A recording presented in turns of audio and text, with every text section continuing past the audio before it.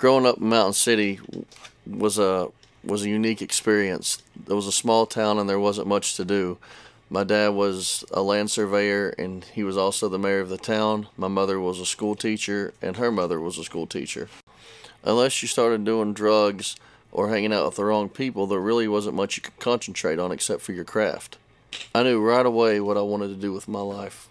I wanted to play basketball. I couldn't envision a day waking up without a basketball. I can remember it like it was yesterday. I was volunteer coaching at King University, and one morning before practice, I walked into Coach Pitt's office, and he said, "PG, I want you to come in here, man. I got an idea for you." Anytime I ever had an idea, I always gave it to Coach Pitt. So, it's kind of funny that he came to me this time with the idea.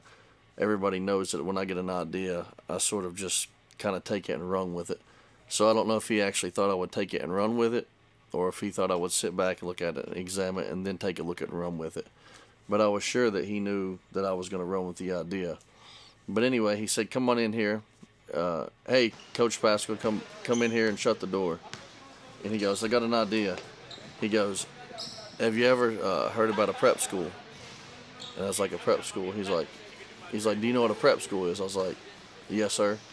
He's like, "You need to start one in this area. You're going to be looking for a job soon, and why not be the first one in this area to start a prep school? There's a need for one. You wouldn't have any competition within a 4-hour radius, so why not start a prep school?" So I went home, and that lingered on my mind for days and days and days. And I was like, I researched it, I looked at it, I looked at ones that were close to us, ones that were good, ones that were bad, and I just was like, yeah, let's do it. So I went back to Coach Pitt's office a week later. I was like, "Yeah, Coach, I'm going to do it. I'm going to start a prep school." He had a big grin on his face. I don't know if he knew I was going to try to do it, or he was just overwhelmed that I actually thought I could do it. So long story short, I was working at Verizon Wireless, and I took the idea to some of my other colleagues and shared it with them, and we were all at the breaking point anyway at being with Verizon. We were just ready to get out of there. It just wasn't where we wanted to work. So in the middle of August 2016, we held a press conference and we decided we were going to announce Bristol Prep Academy. Good. Finish.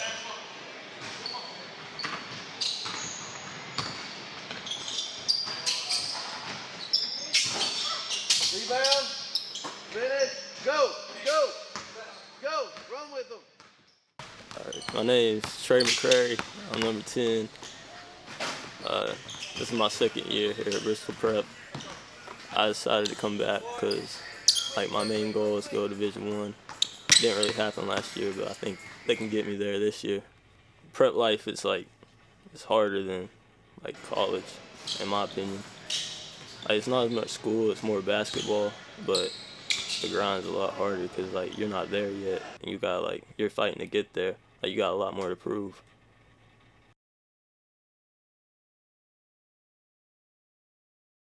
After the announcement of the school, we spent the next 6 months going to all the local high schools that you could imagine. Really anywhere from about a 50 to 100-mile radius.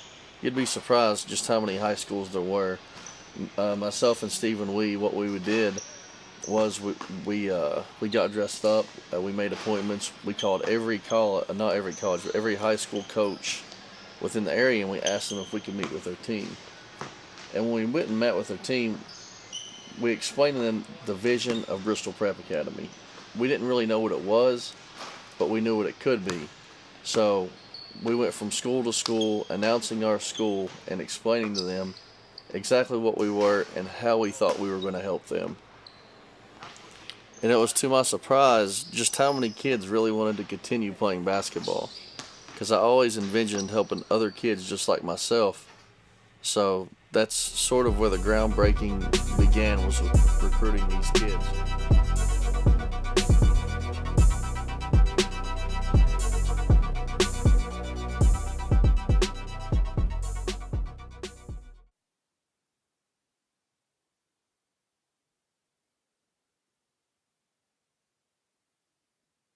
What do you say? Yeah, one more. I done ran 5. This they 6th one.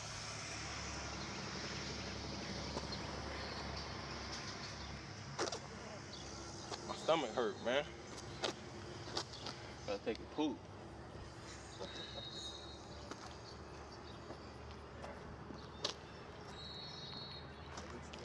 We got the camera right here. We can see if I ran 5 or not. You feel me, Tone? We can see if I ran 5 or not.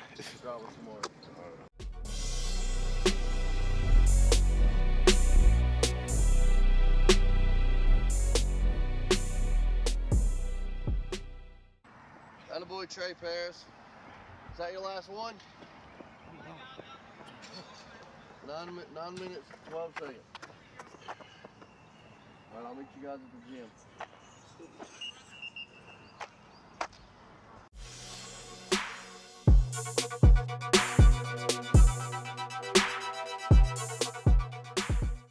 So if you don't come and bring your practice uniform, I'm not letting you practice. You need to have it on you at all times. We need to look professional at all times. When people are in and out of this building, they need to see who we are and what organization we represent. Okay? You guys want to be D1, you got to start with the way you look, the way you act, and handling yourself as a professional. Okay? I'm going to hand these out. Don't lose them. Don't give them away. Don't neglect them. Take care of them. Okay? All right? All right. I know that's me right there. God damn. Y'all know I'm so beautiful. Go ahead and get me a dig. Yeah, go get these. You gotta put these on. It's a medium. It's me, man. Who else? Get whatever fits. We're number 10. See somebody number 10 on 21. Like them. Damn it, son. Don't let anything happen. There's other kids that come in next week. Where my 10 at, man? Whatever one you don't wear, you can Has everybody got shorts? What do you need? Double XL? In that box down.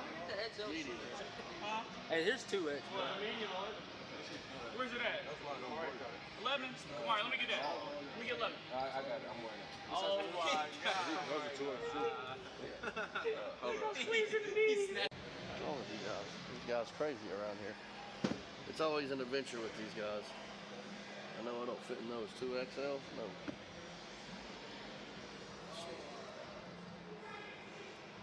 These guys, they always got something going on, some type of drama they're dealing with daily. They're like my children.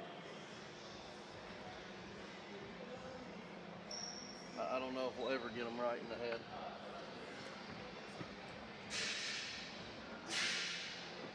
Always worried about what number they have, what color it is. Can't just play ball anymore. How are we supposed to fill up that cooler? The water will go there and drink.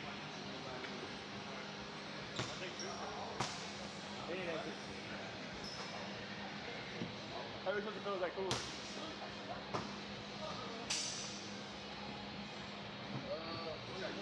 The cooler, the Gatorade. With the water outside.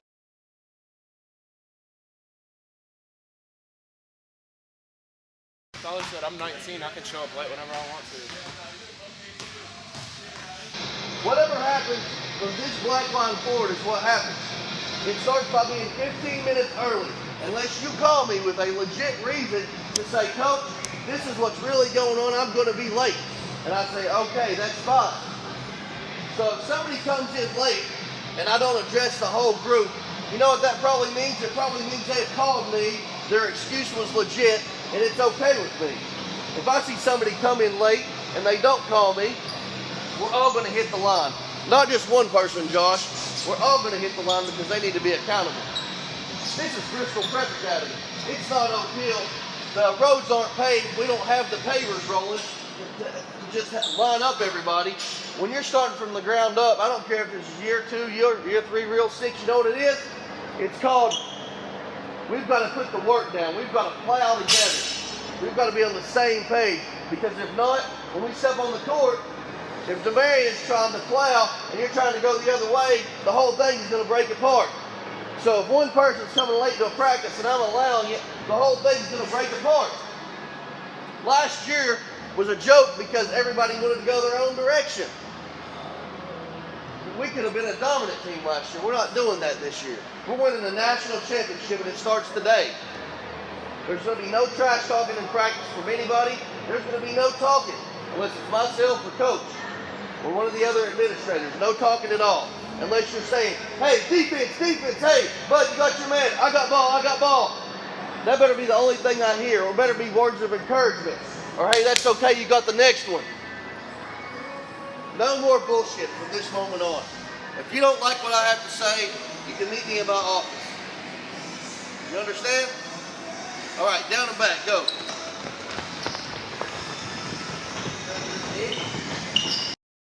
We got guys coming late to practice. We can't have that. With our schedule, Massanutten, IMG, Oak Hill Academy, and guys want to come late, it's just not happening. We're not going to win any game. We're going to get blown up by 30 every game with guys coming late. We've got to get it while we can and go hard or go home.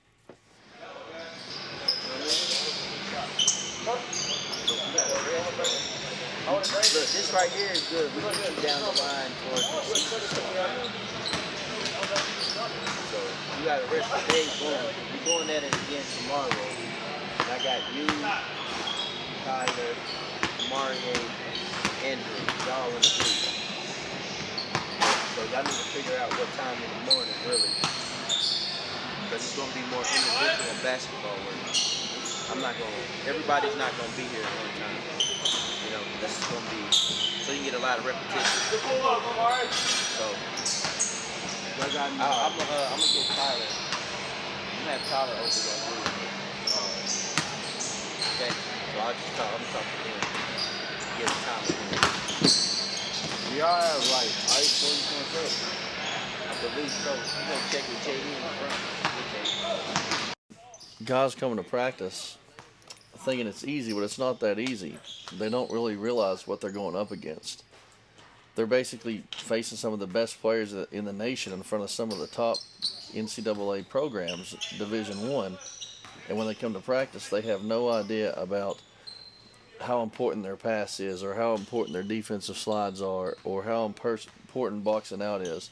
They just have no idea, and it's going to hit them in the face whenever they play against that guy who all he does is hoop 24/7.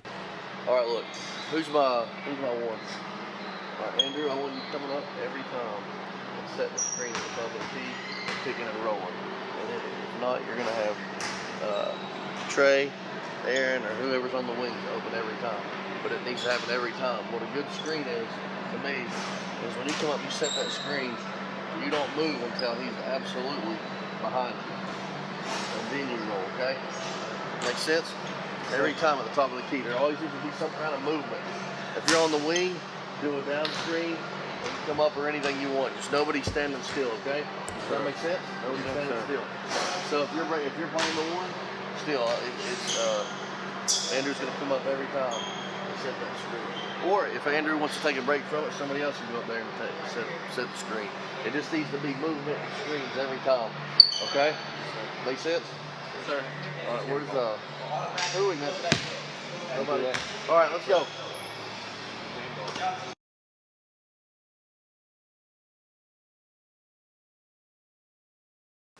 My name is Fafalu.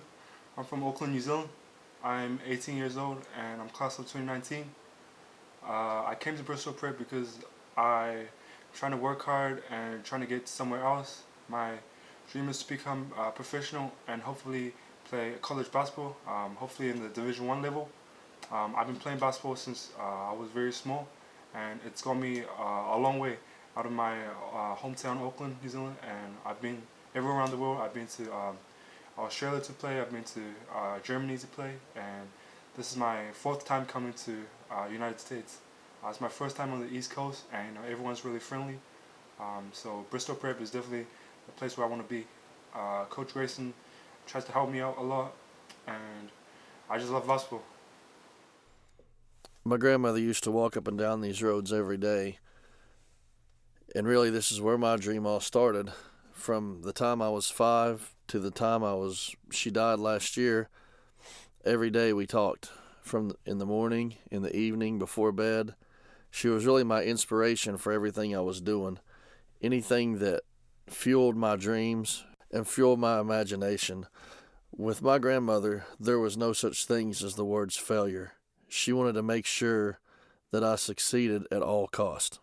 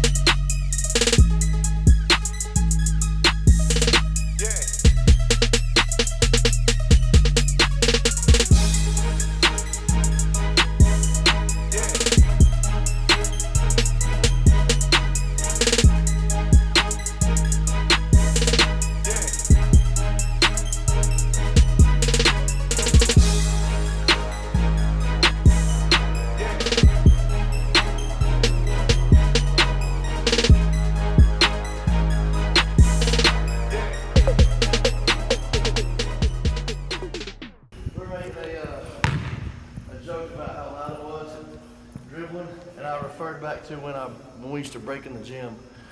When the handles weren't there, whenever you come in here at night, it was so loud. And then the cops would come peek through the windows, and you'd get in trouble. It is super So, busy. but Well, yeah, right there in the center court, if you stand there, it echoes. yeah, It's like if I coach, Just when you dribble the ball. that was before they had security and yeah.